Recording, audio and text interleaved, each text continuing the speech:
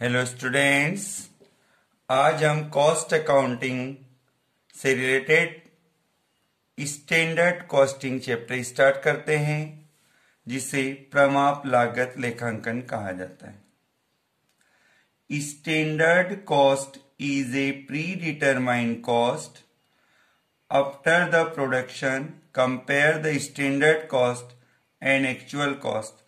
The difference between standard cost and actual cost is called variance.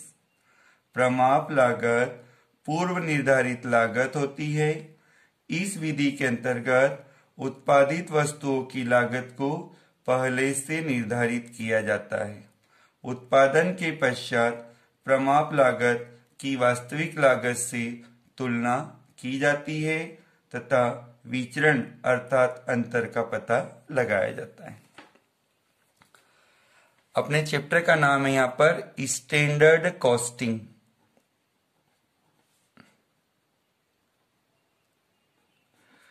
जब भी हम किसी आइटम का प्रोडक्शन करते हैं तो उस प्रोडक्शन से रिलेटेड कॉस्ट का हम पहले से अनुमान लगाते हैं, जिसे स्टैंडर्ड कॉस्ट कहा जाता है। जैसे आपको 1000 यूनिट्स तैयार करनी है तो 1000 यूनिट्स के लिए आपने सोचा दो टाइप का मटेरियल लगने वाला है हमें। एक्स में आपको 500 किलोग्राम मटेरियल चाहिए, वाई के लिए 300 किलोग्राम मटेरियल चाहिए।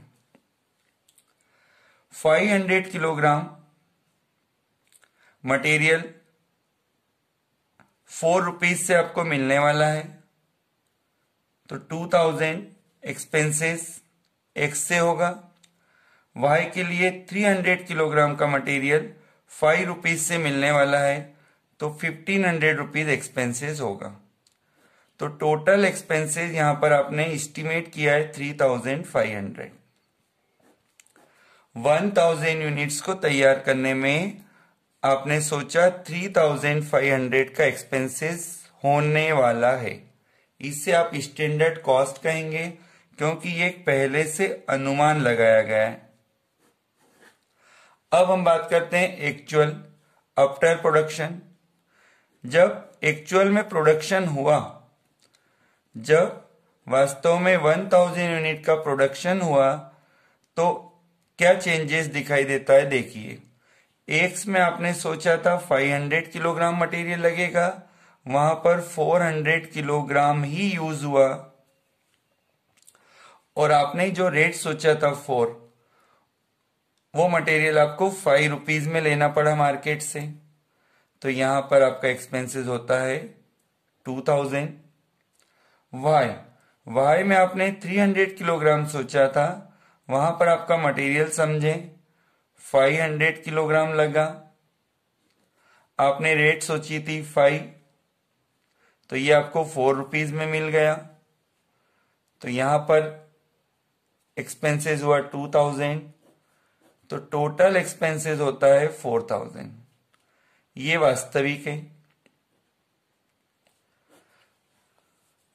जिस 1000 यूनिट के प्रोडक्शन के लिए आपने 3500 स्टैंडर्ड कॉस्ट सोचा था, वहां पर एक्चुअल में देखिए कितना एक्सपेंसेस हुआ है 4000। तो ये जो अंतर है, दोनों का डिफरेंस है, इसे वेरिएंस कहा जाता है। वेरिएंस हिंदी में विचरण, अंतर। तो हमारे चैप्टर में यही कहा गया है कि the difference between standard cost and actual cost is called variance. इसे वेरिएंस कहा जाता है। अब हम बात करते हैं डिफरेंस, वेरिएंस आया क्यों। वेरिएंस कहां से आया, तो वेरिएंस कहां से आता है सुनो। मटेरियल्स की बात करते हैं अभी हम बात करते हैं मटेरियल वेरिएंस। मटेरियल वेरिएंस क्या होता है? आपने मटेरियल में 500 सोचा था और 400 किलोग्राम यूज हुआ है, तो ये मटेरियल की क्वांटिटी में वेरिएंस आ रहा है, क्वांटिटी में वेरिएंस आ रहा है। फिर क्वांटिटी के साथ साथ आप देखिए प्राइस में भी वेरिएंस हुआ है। जहां आप 4 रुपीज सोच रहे थे वहां पर आपको मटेरियल 5 रुपीज में लेना पड़ा, तो यहां पर प्राइस में भी वेरिएंस आया। जब क्वांटिटी और प्राइस में वेरिएंस आता है तो क्वांटिटी इनटू प्राइस होता है कॉस्ट, तो कॉस्ट में भी वेरिएंस आएगा। ठीक, अब हम बात करते हैं मटेरियल वेरिएंस। सामग्री विचरण सामग्री की प्रमाप लागत व वास्तविक लागत के मध्य अंतर को प्रदर्शित करता है। Material variance determine the difference between standard cost of material and actual cost of material. तो मटेरियल वेरिएंस जो होता है वो क्वांटिटी और प्राइस की वजह से हो सकता है। क्लियर? अब हम बात करते हैं सामग्री विचरण ज्ञात करने की विधि, methods for find out the material variance. Material variance कैसे निकाला जाता है? तो इसकी फर्स्ट स्टेप में आपको एनालिसिस टेबल बनाना है। इस एनालिसिस टेबल में 7 कॉलम बनाते हैं। First material, second standard quantity, third standard price, fourth standard cost, 5 actual quantity, 6 actual price and 7 actual cost.